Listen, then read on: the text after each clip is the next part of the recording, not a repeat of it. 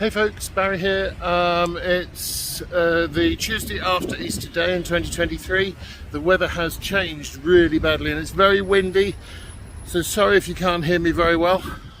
Starting today's journey on what used to be called the Potteries area, and behind me where you see John Lewis and then home base used to be Redbridge Pottery, and it really is a huge space.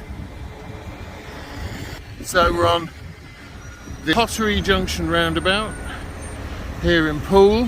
Sorry about the noise, but as you can see it is always busy. And I'm starting our journey today at the Propeller Head Garden. Now a lot of people don't even notice it in passing living here, but I've always loved this structure. We've got this nice sort of heather and lavender field garden area underneath John Lewis, and then on the roundabout itself we have the propeller heads, this beautiful sort of almost organic structure. These pieces at the bottom made from anchors going up to the propeller blades of ships from the Port of Poole, so it connects to the maritime history of Poole. And so we're going to move on as we go to our first destination. I'm not driving today, we're going to take a journey by Southwest Trains, so just so I can see what the poor people do. Only joking, poor people, I'm one of you myself. And we're heading to Branksome Station for a journey to Christchurch. And sorry about the noise. So here we are at Branksome Railway Station with the old British Rail sign.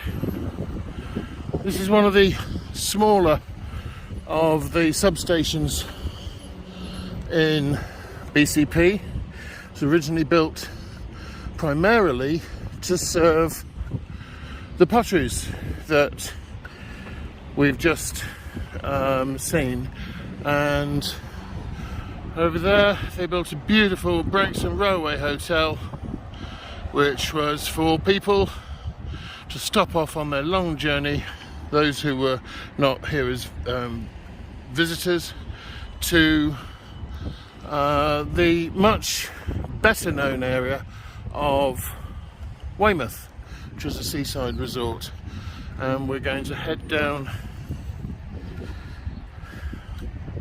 through the station, obviously. Down there. That might even be our train. I'm with my friend again today who doesn't like to be on camera, so I'll see you on the train. So here we are at Branksome Station, waiting for the 1308 to take us all the way to Christchurch. Sounds so long away. We're not going to New Zealand. That way goes to Weymouth under the bridge, and that's the bridge where the hotel is from the previous video. That way goes all the way to Waterloo, not the one in Belgium with Wellington, but the one in London. Look, I'm by no means a train buff. I know they have tracks, I know they have carriages, and I know they sell curly sandwiches, and that's about it. And I see train stations as equally functionary items, just places you get on and off. But sometimes, you know, some real effort these days goes into making them looking decent. And although on this tiny little platform at Branksome, some of you will know from a previous video, I hate graffiti for just graffiti's sake, but I love it when it's done as an art form. Look at this, what they've done to the little junction boxy thing here. I adore this. Look at that.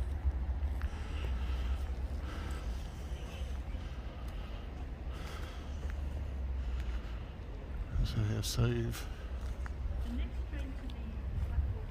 the day. That beautiful fox colour. And that lady has just announced our train. And we had the little robot at one end, and at the other end on the core point, look at that, we've got another one. Hang on, whoops. How cool is that?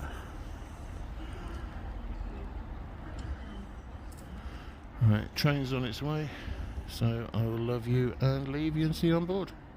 By the way, please don't forget that in April, these videos that I'm doing, I'm also doing the walks as part of the Royal British Legion Walk 100 Miles in April campaign to raise money for our veterans. I'm wearing Susie, my dog's puppy, and she was very annoyed because she's had it on her collar now for about 5 years, but I took it off her. Dogs are at home, so if you'd like to chuck in a few pennies, I know times are hard, you'll see the link in the comments below, and please let's give our veterans a better quality of life, because they deserve it. Thanks. And we're off. Bye bye Branksome, next stop Bournemouth, then Folkestone, and then our final destination Christchurch. Now coming into the much larger. The train is now approaching its final stop. Yeah, thank you. If there you go. Something that doesn't look right, speak to a member of staff or text the British Transport Police on 61016. We'll sort it. See it, say it, sort it. Here Please is mind the gap Bournemouth. between the train and Mind the platform A. the gap.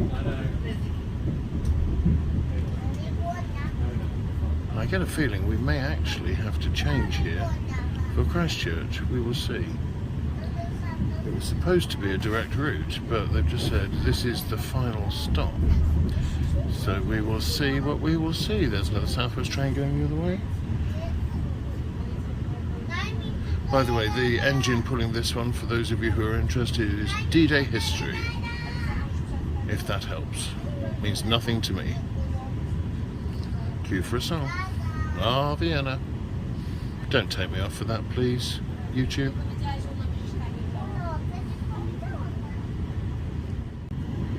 Mind the gap. We're now leaving. That is the train coming in from Waterloo. That's the speedy service, the non-stoppy thingy-majigit. We're on the stopping train, which of course takes a lot longer, but it's worth it. And here comes the rain. Oh, happy days, Kaloo. We're going to get wet. I should tell you, I'm with my friend who joined me. He's just waved, but you won't see him waving because he's terribly shy and doesn't want to be on screen. One day I will get him on the screen, won't I? He's shaking his head. Anyway, next stop, Folkestone. Just going past the Moor bus depot.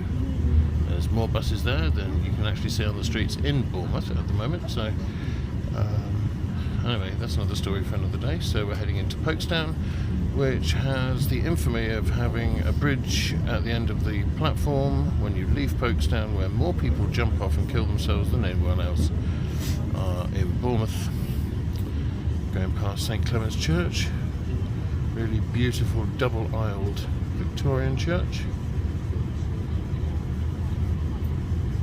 On our way to Christchurch. Folkestone. This is Folkestone for Boscombe. And again, some nice artwork. This is actually the smallest of the stations that we're travelling to today. Very rarely manned these days. There's the bridge I was telling you about, very sadly. I won't show it anymore just in case. And here we are in Folkestone. Okay folks, well we're here at Christchurch and we're just going to walk out the station now. I'm just instructing my friend who doesn't like to be on camera because you're looking at me, because he doesn't want to be on screen. We're going up some steps and over a bridge that's actually got a very strong connection to Christchurch. It's made out of a Bailey bridge. More of that later. So we've just come out of Christchurch station and we're going to start our route around some of the historical sites of Christchurch. There's going to be at least two parts to this video. Today we're doing sort of the central main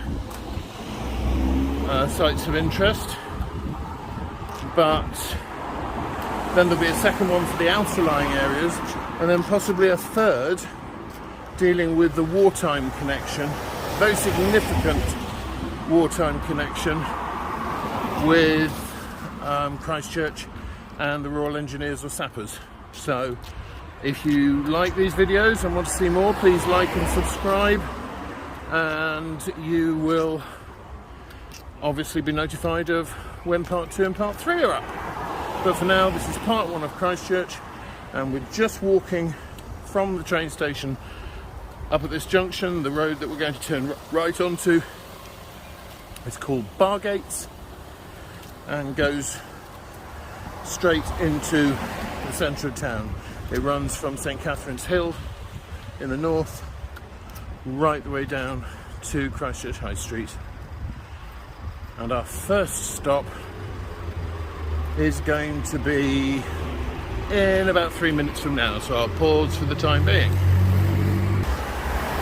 And there in the distance is the view through the murk and mist and rain of our ultimate destination, Christchurch Priory, longest parish church in the country and believed to be in Europe as well. It's actually longer than 21 of our great cathedrals, and hopefully we'll be having a look inside. Now we are heading into Saxon Square, which is the original, guess what time period, centre of the market town of Christchurch. There is Christchurch Christian Centre, which back in my day was called Trinity United Reformed Church, where yours truly preached a couple of times back in the day as a youth preacher. Ooh, there really is nothing I can do about the wind. And we're heading towards the stone monument that gives the square its name, Saxon Square. We have a Saxon cross, refurbished and established on 20th century pillar base. And here it is in front of us with beautiful ornate etchings. Christchurch is recorded way before the Domesday Book in its old name of Twynham, which means between two rivers. We'll be crossing the River Avon and the River Stour, not the Avon as in Stratford and William Shakespeare. So here we are at the Saxon Cross, but the Hampshire Avon and the River Stour. Look at this etching, isn't it stunning? Now this is one of the earliest Saxon crosses in the south of England. Believed, but there's no conclusive proof, that it was donated to the borough by King Alfred the Great, him what burnt the cakes. And here's a picture of him. So as it happens, people, you know I'm doing the Walk 100 as already mentioned, and the link is in the comments below for you to donate. I've actually come across the Royal British Legion stall, but do you know what? It gets worse. Even ex-soldiers, sailors and air people won't go on camera now. They just leave it to us police. Still, go and donate. You know you're helping people out. So, moving on. Here we are in Saxon Square, and this is the old courthouse. It was originally a shipping centre where traders did their work, but it became a ceremonial elite courthouse. Georgian style again. That beautiful cupola at the top with the weather vane on the top, which is set sourly for wet. If you forget about the railings, here's some information about the market that was held in the High Street from 1150 to 1871. It was reopened again in 1976 by the Mayor, Eric Spreadbury, who I remember from being when I was a child, and they still hold it every week without fail.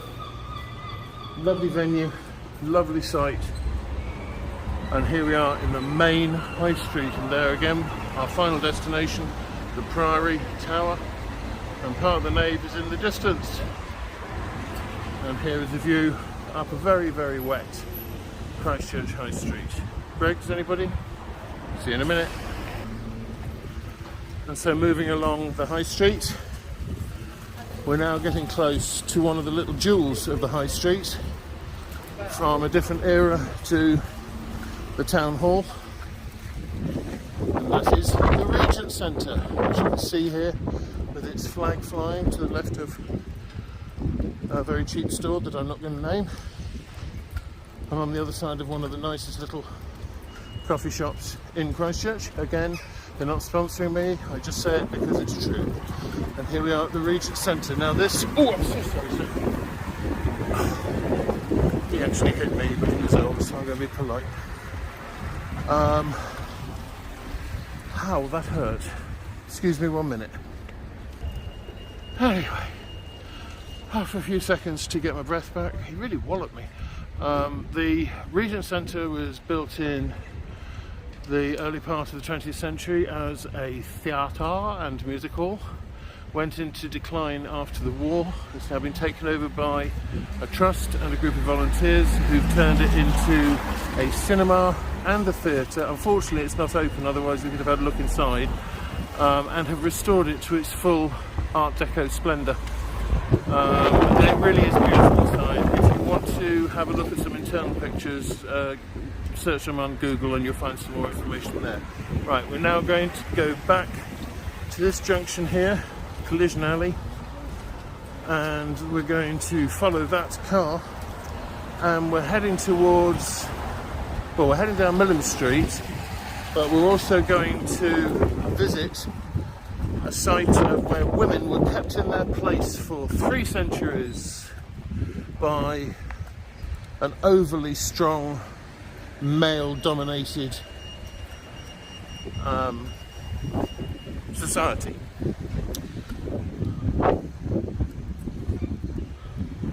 And as you see, there was a blue plaque here on the Millennium Trail which talks about the first town hall that was on this site until this building was built. The old Tollsey, the market toll house, used by the old corporation, until the town hall, the Georgian town hall that we just saw, the one where I mentioned Mayor Spreadbury, was built in the marketplace, probably in the 15th century, so there was one before that Georgian one. We're heading towards this, the Christchurch Christian Centre, Millam Street, Trinity URC as it used to be called, United Reformed Church.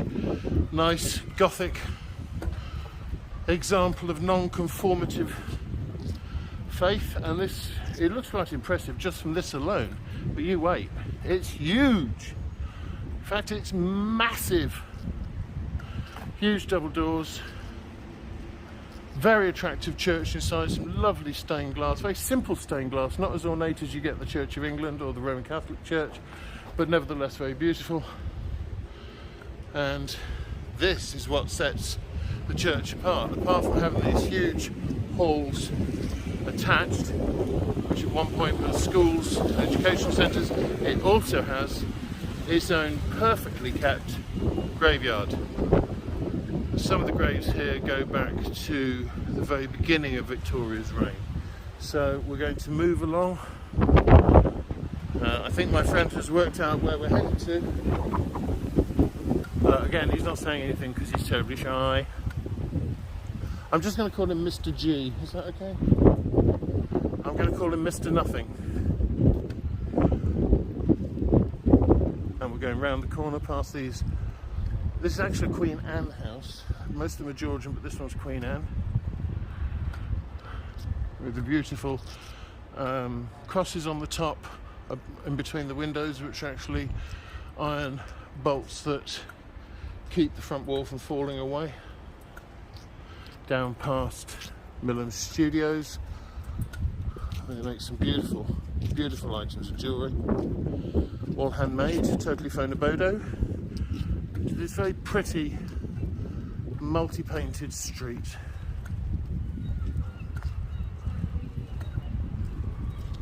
And the houses are all individually decorated, quite unique in Christchurch.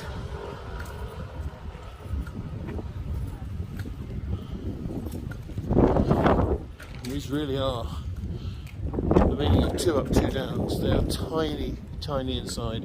In fact, some of the doorways, most of the doorways, I would have difficulty at 6'5" getting into, but aren't these just pretty? Pretty, pretty, pretty. And we're going to turn left at the junction.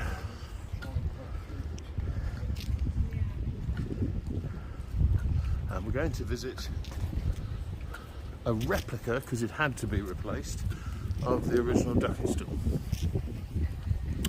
which is down here. Now, the ducking stool was used most vociferously between the 15th and the 18th century, so that's 1400s to 1700s, and it was a place where any man could have any woman bought and dunked. Now, obviously there's connection with witchcraft or pagan worship, but that's not really what the ducking stool was for. It was to keep scolds and wantonly talkative women, and God, thank God I'm not a woman, because I'd have been in it straight away, would be ducked. And here it is. Now, this is a replica because the original one rotted away. Basically, the woman was sat in there. They'd pull the weights, or add weights to this to raise her up into the air, and it would stretch forward, and she would be dunked down into the Avon as many times as either her husband or the magistrate thought necessary to stop her from scolding, which was spreading gossip about people, or from acting in an unwomanly manner. And unfortunately, some selfish little soul has tagged it. So that needs cleaning off. I don't know who Raz is, but Raz ought to be ashamed of themselves. And this is the fast-flowing Avon, the Hampshire Avon, going down towards one of the 3 bridges that cross it in Christchurch. We might see 1 or 2 of them on our journey. But now we're going to head back up into the town and move actually to the other side of that building there. And we're going to visit a mausoleum for a woman who is terrified of premature death and sort of singing choristers. And so we're coming to the end of Millen Street, funny little dog leg shaped road, and coming out into Castle Street. And as you can see, again, there's a change in the style of buildings, and we're coming into a small area of Tudor-based buildings with extensions over the top into the Stuart and Georgian time. Beautiful little thatched shop there, followed by King's Arms Hotel. We're going to cross the road and we're going to go and visit the castle, the constable's house, and somewhere this time for the women to get a bit of revenge, the pillories, and I think they're stopped, because these were built as punishment for menfolk. Your hands would go through, it would be weighted down so you couldn't get out, then you'd probably be chained on the front, and people would come here and throw rotten fruit and vegetable at you, and that's where you'd sit. Obviously they've been slightly repositioned because I don't think anybody's quite that long, not even me. And here is the pillory. It's a slightly more egregious piece of equipment where your hands will be manacled by chain and you can be flogged, beaten and whipped. We did live in a fairly barbaric society. Now here, Christchurch Castle. Now, This is a Norman castle. As you can see, only the keep remains. Built in the 11th century, and obviously before all these houses were built, this castle and the grounds around it, which would have formed the lower portions, were probably the centre point, along with the Priory Church of the Holy Trinity, of the town of Twynham, or Christchurch. It's a motte, the hillock that it's on, M-O-T-T-E, with a bailey around it. The timber tower that was originally there was replaced in about 1300 with what's left of the stone one you can see here. And we're going to go from here now to the other Norman building that goes with it, which is beyond the bowling green over there. See you shortly. Here we go. So we're now heading into what used to be the bowling green, and Christchurch Bowls Club is now owned by the chef patron who owns the King's Arms Hotel, and there's no longer bowls that take place here, which is why it's a little more covered over than it would have originally been. In fact, the pavilion and the grass is now used almost exclusively by customers of the King's Arms as a wedding venue. But it's one of the oldest bowling clubs Christchurch was. I think it was 1728 or 1758 it was founded. Finally stopped in 1996. It's a shame that it's gone, but it's good to see that it's still in use. So we're going to move on now to this. I love this building. I mean, you couldn't stay here overnight, you get very wet. This is the constable's house. Again, it is a Norman building. You can tell that from the tracery around the windows. Very, very clearly Norman. And it's quite unusual in remaining Norman structures, in that it still has its perfectly cylindrical chimney intact and upright. Now, I can just see it through that window there. We'll get a better shot as we go round. Now, this, along with the castle over there, would have been protected by a walled surround. King John, he of the Magna Carta and losing the crown jewels in the Thames at Runnymede, stayed here on 7 occasions. And in fact, it's believed that at one point, one of his visits, he came and showed one of the copies of the Magna Carta to the good people of Christchurch. Now, there were 3 rooms on this level. If you see where the holes are here that I'm pointing at, these are the joists that would have held the floorboards. So in the lower part here, this is an area where some garrison would have stayed, hence the slip windows, so they could fire out, and also all the work of the castle would go on. Then upstairs you'd have the Grace Hall here, and there is the chimney. There would have been a beautiful fireplace there before, and there it is, perfectly cylindrical and completely original and intact. Then here there would have been a second room, a second chamber, which would have been a quiet, peaceful space for the Redvers family to live in and go about their daily business. And then at this end there would have been a smaller building, which probably started around about here, and in that corner there was a privy where they would do their slopping out, the use of the toilets, etc. And then it would be chucked out of the privy straight into this river. And you see we have 2 rivers here. We have the small Stour, which is a Christchurch specific river and runs all the way down to Christchurch Harbour, and then there the much larger Hampshire Avon, and they converge a little further along. That barge there is still used to take people across when it's mostly ceremonial now, but it's used for the mayor's journey down the river, and it's also used to take people down and across to the house that is on that side and further down the river towards where it joins by the edge of Christchurch Harbour. More in a minute.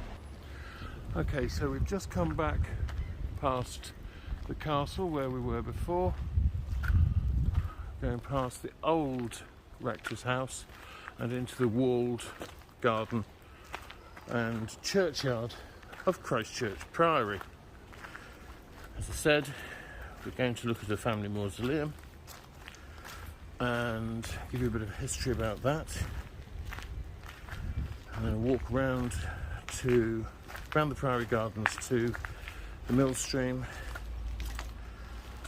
into Red House Museum and the Priory.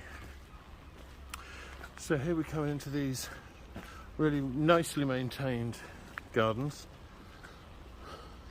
and it's that white structure over there that we're headed for. Now, there have been some notable families, the Drewitts, the Redvers. I believe this family is called the Pack, so I'm going to have to look at the board because it's slipped my mind for now. But here we are at what's left, so the northern end, of the mausoleum for Lieutenant General Pack, I think's wife, Elizabeth, a very fine lady of face, figure and hair, with internal calamities that confused her soul, according to one writer at the time. Now, she was terrified of dying young, so on her deathbed, or prematurely, on her deathbed, she begged her husband, who was a Lieutenant General in the British Army, Elizabeth Perkins, that's right, she died in 1783, and this mausoleum is part of one that was built by her husband for her mortal remains to stay in. As you can see, it looks a little bit like a church window, and it's done to mimic the Norman west and eastern fronts and the insides of the Priory.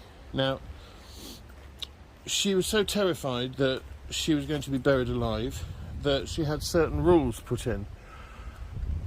She wanted it built here, within sight of the old free school, which was on this site here, which is now a memorial garden and graveyard, so that the boy choristers in St Michael's Loft, which would have been on the first floor, who were the choristers for the Priory but went to the free school, would hear her shouts and help her get out.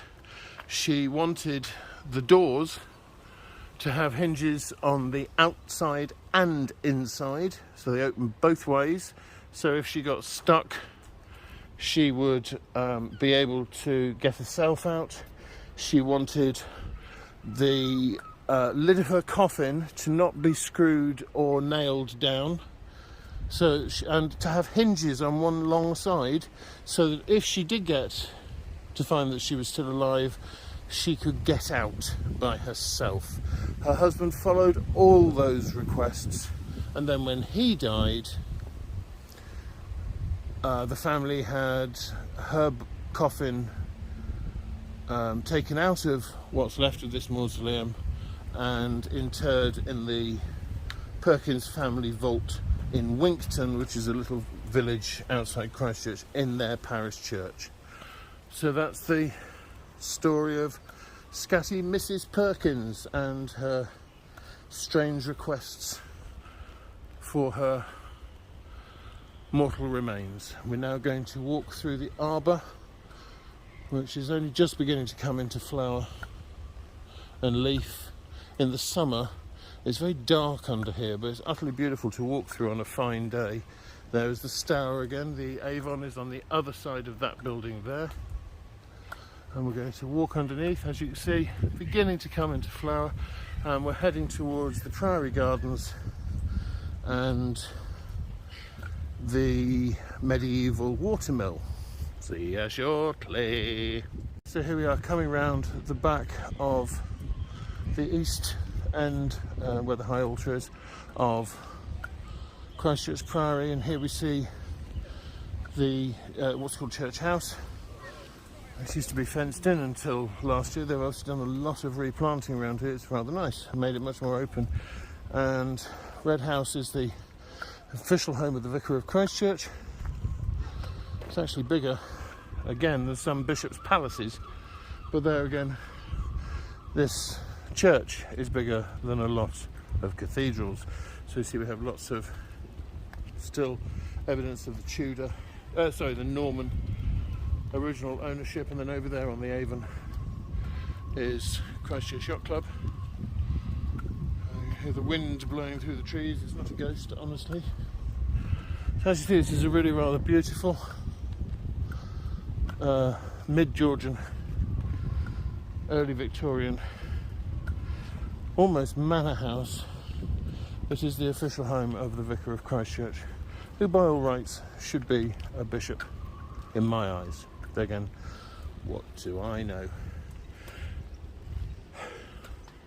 And we're going to move into the lower gardens and see a really rather unusual millennium sculpture, created obviously for the year 2000. And it's through there, just beyond these borders. Here we see again the old Norman exterior wall of the castle and priory and Constable House estate. And this would have been the bailey to the motte that was the castle that we just saw. And that is where we're headed for, over there. But before we do, there's an interesting plaque here, so let's have a little look here and see what this says. Priory House, built 1716 on the site of the monastic ruins by a former governor of the Bank of England, fellow of the Royal Society and trustee of the British Museum, Gustavus Brander, 1720 to 1787, who was Lord of the Manor of Christchurch, Twynham. Twynham is an old Anglo-Saxon word that simply means between two rivers. And so there we are, and that's the house. I hope you can see it there, what he did build. And if you can't reach it, hang on, let me just stretch up a bit further. Should be able to see it now, I hope. There is the priory, at least behind. So now we're going to look at this sculpture, which was built, which was commissioned to show the millennium, and it shows the building of Christchurch Priory. There's the tower, which is over there in real life, and here we see the monks who built it all by hand. No health and safety in those days. It shows the bishop. It was commissioned by the Vicar of Christchurch, and the sculptor is Jonathan Sells. So here's a couple getting married, with Flambard, who was the Bishop of Durham, ringing the bell in the tower. Rainulf Flambard, who planned the building of the priory in 1094, became Bishop of Durham afterwards. The clock face says 9 o'clock, which shows it's 900 years old at that point. We have on this side the Norman soldier at the bottom, helping a monk, or helping the bishop rather, to climb up to Fittercorbel.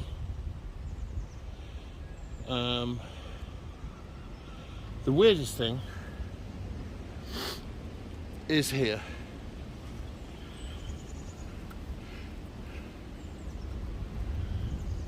He doesn't look particularly Norman, does he? No, he doesn't, because that was the Vicar of Christchurch who commissioned the sculpture at the time, and so as a joke the sculptor put him into the sculpture itself, even down to his Specsavers glasses and his pipe. It's the Reverend Hugh Williams. Very funny man, great leader of the Priory. So there's the Millennium sculpture, and we're going to go on past the fish pond. Well, I think some Christchurch residents call it the Italian at Sunken Garden. Well, it ain't that sunken. In fact, it looks like it's about to overflow in this weather. But on the other side of the gates, we'll come to the medieval watermill. It's on and off whether it's open these days. It did have to close obviously during COVID, and it's been very difficult, I think, to staff and get volunteers since. There's Christchurch Yacht Club, or Sailing Club rather, sorry, give it its right name. This is the Stour. The Avon's already broken into the harbour at this point. And as we go through the gates, here is Place Mill. As I thought, it's closed. The Saxon Bridge here. Now the Saxon Bridge has been resurfaced over the years, but the original sides are still intact. And just through there, through that grate, you may be able to see the water wheel, which still works and has been restored. This whole building, which is medieval, has been restored lovingly by the trust and volunteers that man it now. Little weir there, and there we are.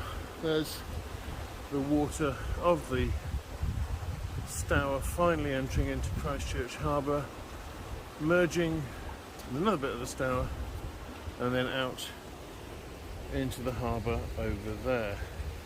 We'll go down, see where the swans are. They're probably all hiding. I even bought a very heavy bag of bird food. Oh no, there they are. Let's go and feed some birds. I won't be able to do this on camera, so you just have to trust me that we are going to feed the birds. But we're feeding the birds on the quay of Christchurch.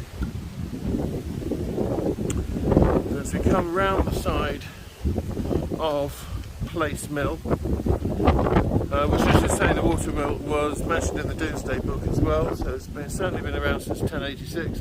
Over there in the distance is Hangesbury Head, which I did that fabulously long 12-part video on, or series of videos on,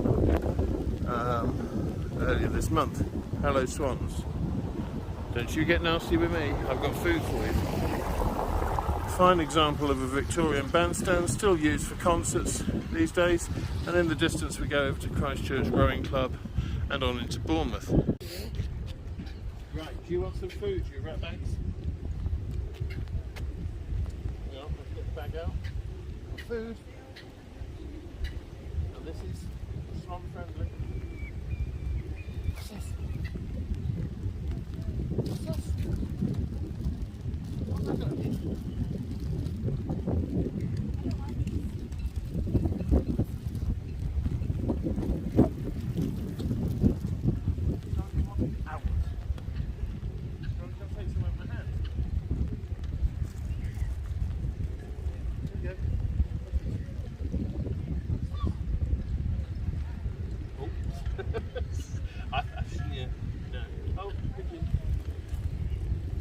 Now going to be covered in pigeon stuff.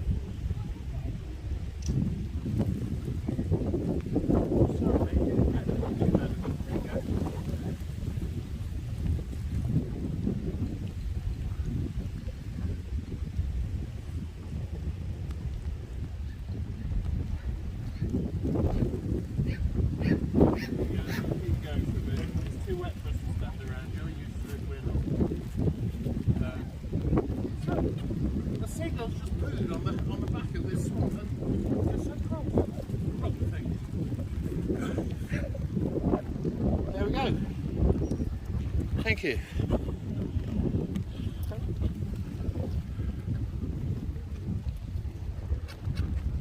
And that's them happily done. for about 5 minutes and then they'll want some more. Okay, well the birds had their food and we've just stopped for coffee and cake down at the bandstand. We've just been in a tea rooms by Place Mill. And we're now heading back up Wick Lane towards Christchurch Priory. Looking at the time and getting our train back, we're not going to have time, sadly, to go to the Red House Museum today, but as I said, this is going to be a 2 or 3 parter, so might well do, just cross the road for safety's sake, do the Red House Museum next time. And here we are past the Norman Wall again, the Bailey part of the outer fortifications of the Priory, the castle and the constable's house. So you see it does cover quite a big space. In fact, at the time there was an entire community living in there. And through the trees you can see what's going to be our final destination for this particular film, beautiful parish church of Christchurch, the Church of the Holy Trinity, and I hope you enjoy it when we get there. On this corner here, again, a nod to my fundraising efforts as part of the Walk 100. Details in the comments below. I'm going to keep reminding you. We have Christchurch's War Memorial. Very subtle, not large and grand like the huge cenotaph in Bournemouth or big crosses or the cenotaph in London. Just simple, straightforward for everybody who served. We will remember them. So now, walking up here, we will be at the Priory very shortly. So here we are, approaching the west end of Christchurch Priory and the tower. And we're going to walk the short route because of the rain through the graveyard, which has all the great and good of Christchurch and Twynham. We're going to enter the Priory and have a look at something quite miraculous.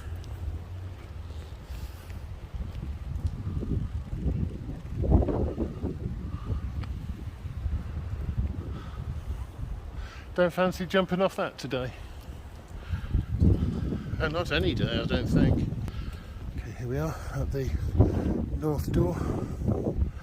It's beautiful replacement gates from the Victorian ones. We're going to enter the Priory. It's lovely Norman ceiling.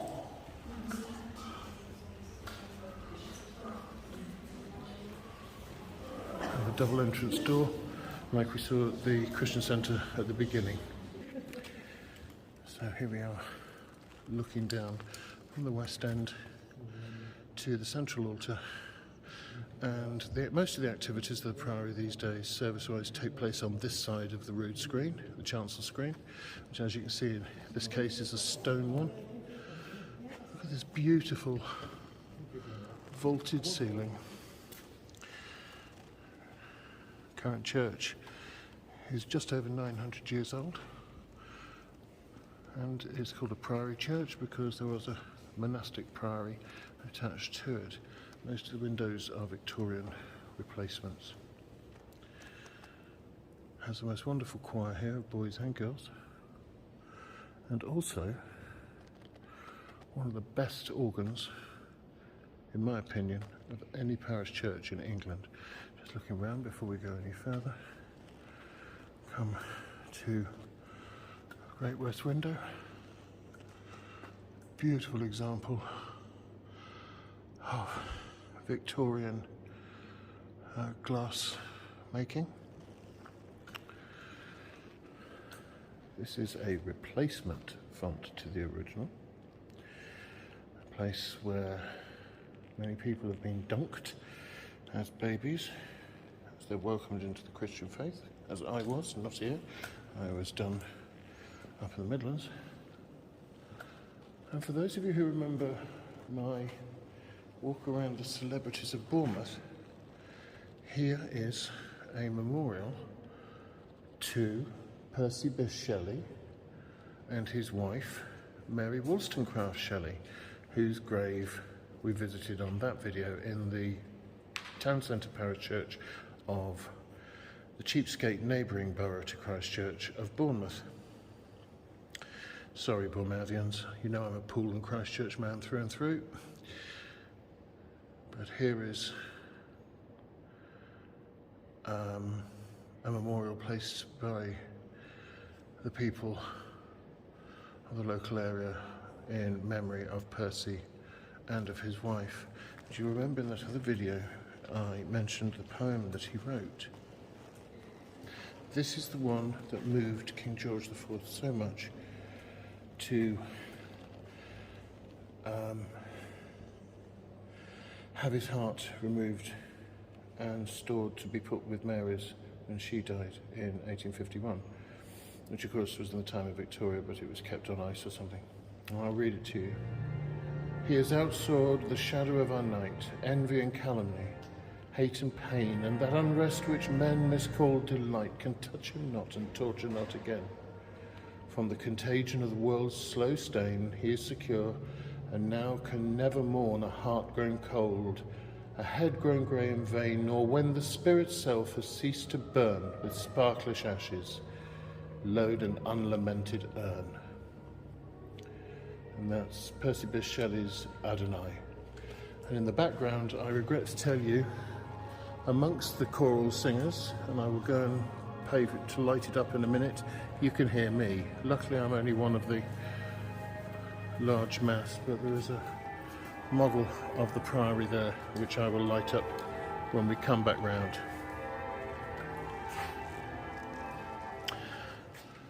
So moving down the nave, got to remember back in a time when this was built, there wouldn't have been chairs here. In fact, there'd be no altar there. There'd be no, well, that pulpit wouldn't have been there. There would have been a pulpit, but this would have been an open space, because in the days before seating became comfortable and fashionable, these were meeting places for the entire community. So you'd have people in here sat over there eating, some people over there maybe bathing, people praying, obviously it's a church. You'd have people come in with their horses, and it would be an entire community area.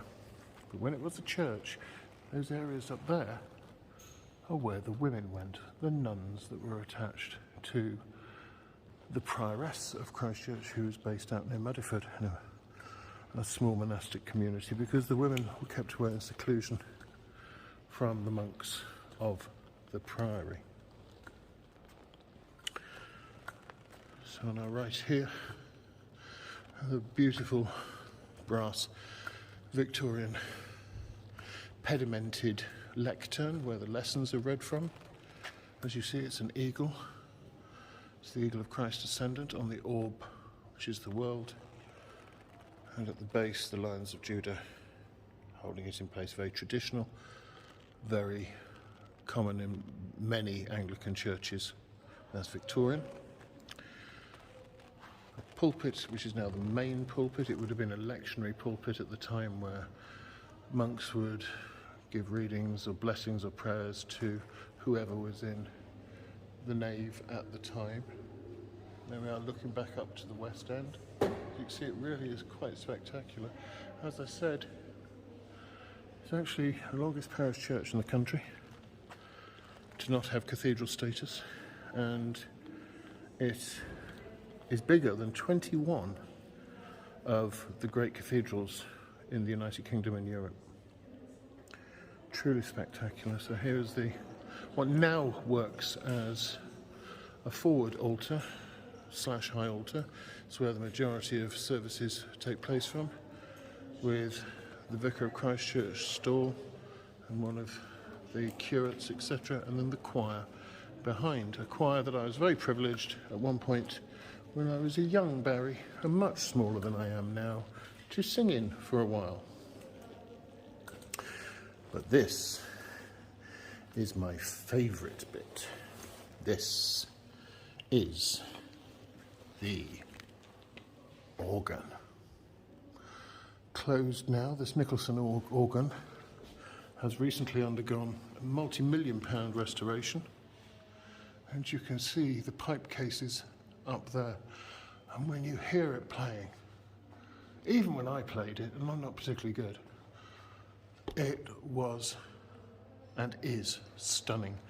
It's probably one of the best sounding, well, it certainly is in my mind, the best sounding organ anywhere in this part of the country.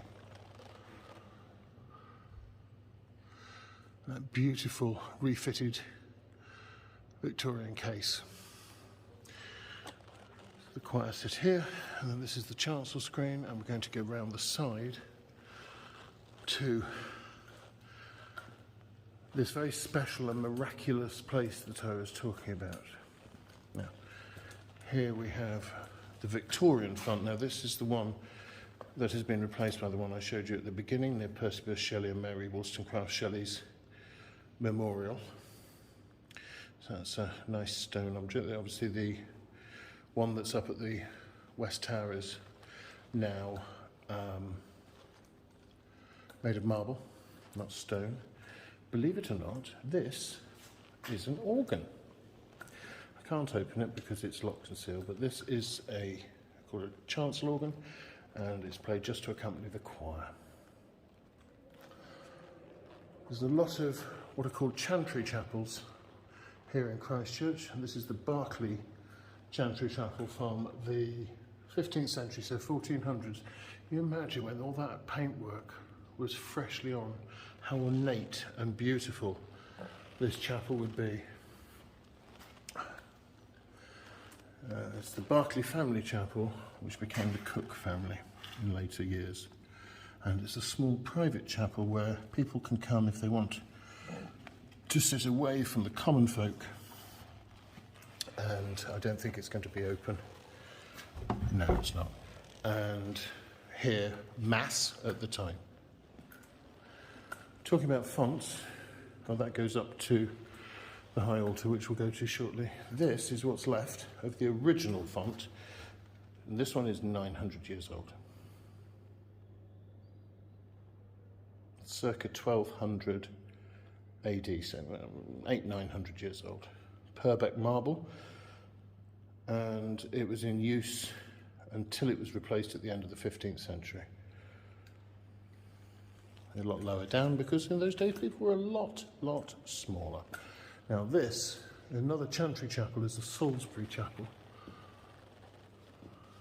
Chantry chapel, much more ornate than the Berkeley one, but for a much grander family.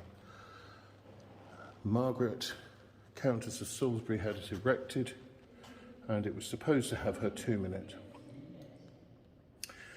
It has now been confirmed to be a Torreggiano architecture piece, and he of course created Henry VII and his Queen's tomb in Westminster Abbey. And if you look down, there is old Maggie, George Plantagenet, Duke of Clarence,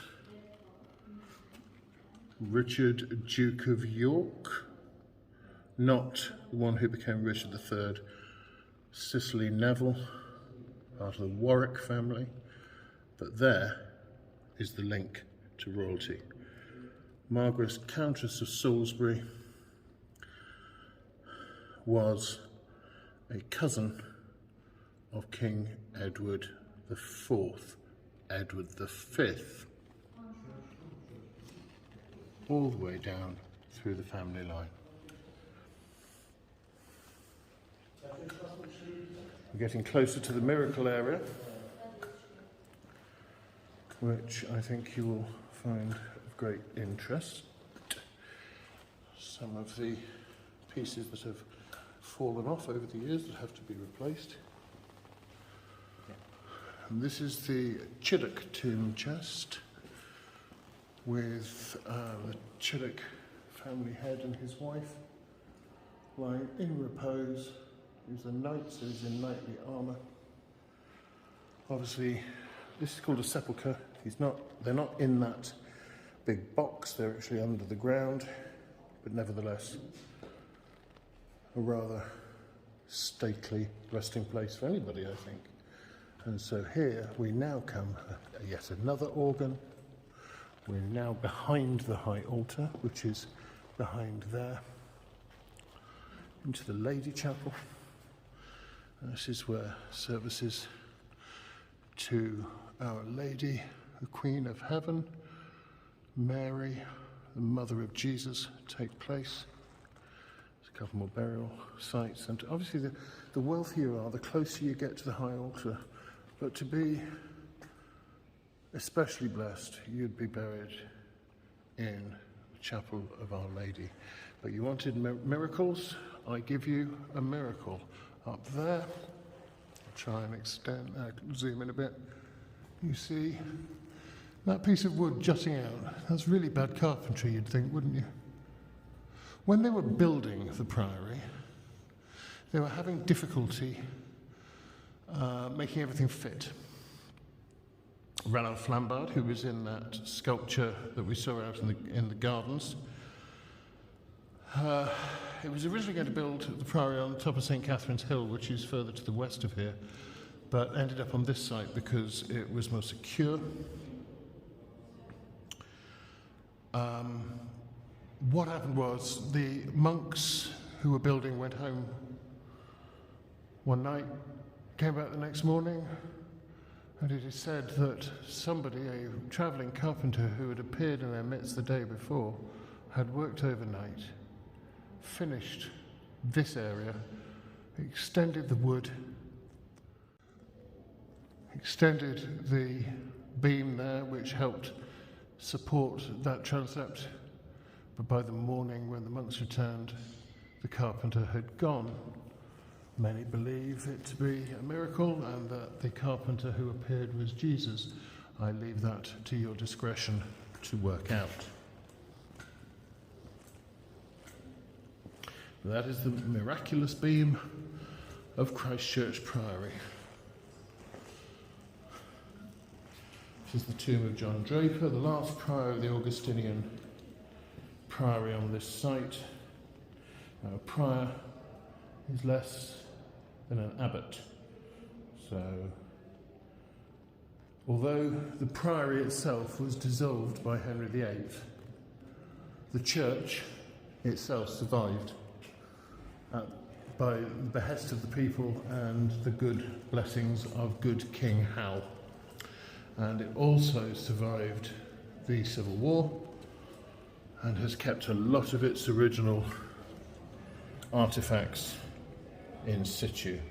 Do remember, of course, that the Church of England was not founded by Henry VIII. It was founded by his son, the boy king, Edward VI. And so lots of memorials along here.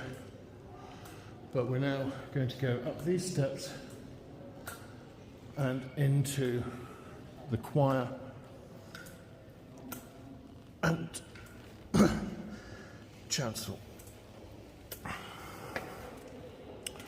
Firstly, we have, let me zoom back out, the high altar.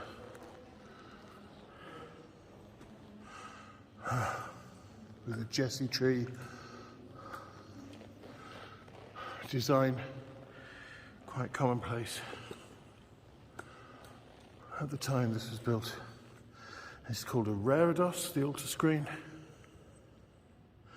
It shows all the lines of the Davidic kings from King David, who is on the left, King Solomon, who is on the right, and leading to Jesus from his nativity in the middle to his death and resurrection. A shoot shall come out from the stock of Jesse, and a branch shall grow out of his roots. So here we see a load of Jesses above the high altar. I'm not being rude, it's just my natural nature. And then round here we move into the choir. These beautiful Victorian stalls. Now these are connected to the history of when this was a priory. You see we have all the kneelers on here, but if I remove one of the kneelers briefly, you will see here this little raised bit. Now, this is hinged, so it goes down and forms an ordinary seat for sitting on. However, because the monks often had to stand, and even the great and good had to stand for a very long time, to make it look like they were standing and to retain their dignity, they created this fold-up seat with a little perching point on it to pop their bums on, so it looked like they were still standing in their robes, but they could actually sit in more comfort. These are called misericords, and are a very common sight in most churches of any great age.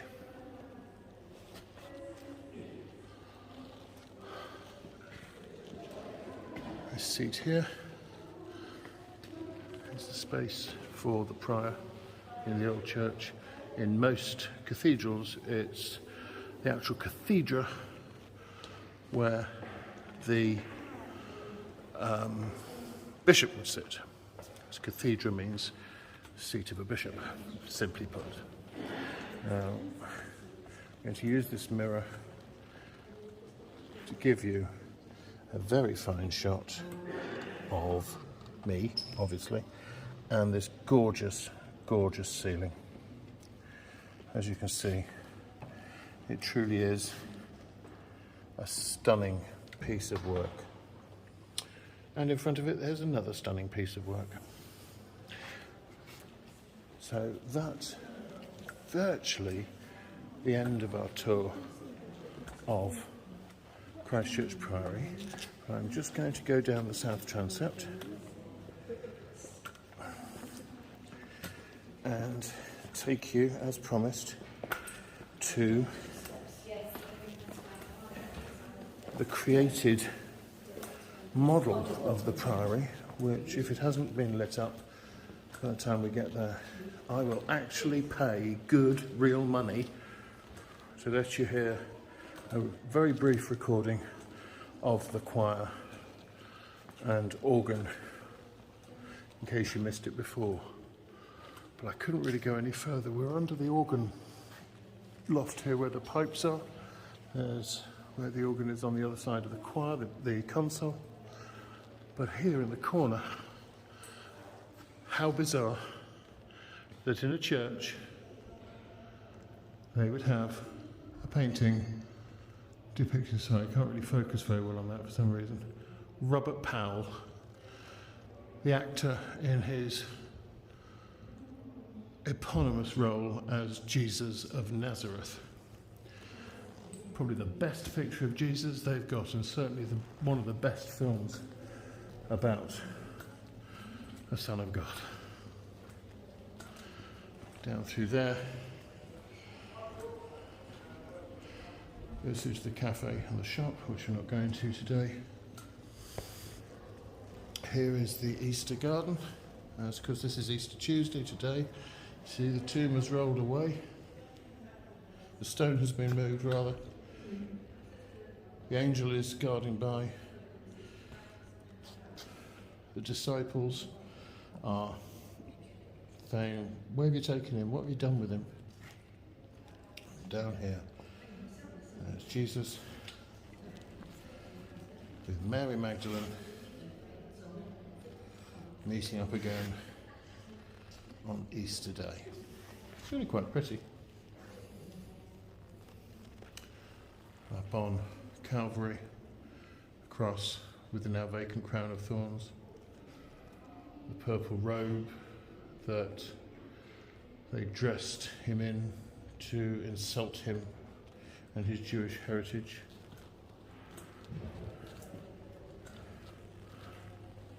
All ably portrayed by Robert Powell. So we're heading up now towards the very end.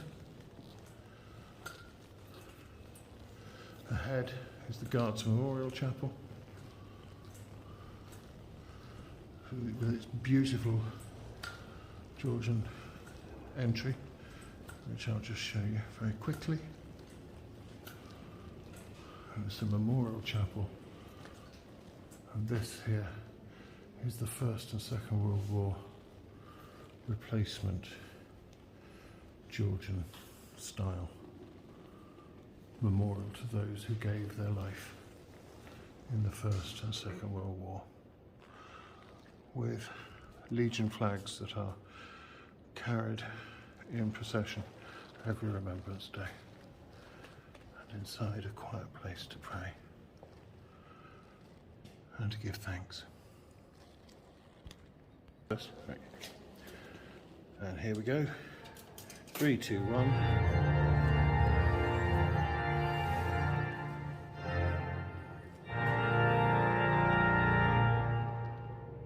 That was me. This is John Rutter's beautiful benediction.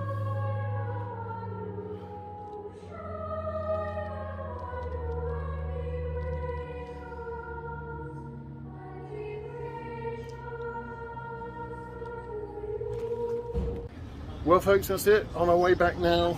We're just going past Folkestone Station for Boscombe, on our way back to where we started out at Branksome Station. It's about 5 minutes to go, because the dogs have got cross legs, so have we.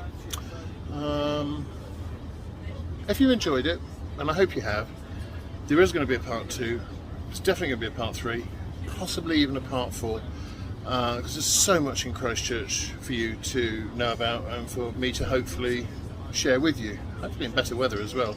So if you've enjoyed it and want to see more, please don't forget, like and subscribe. It's down there somewhere, and see you on the next one. Barry signing off.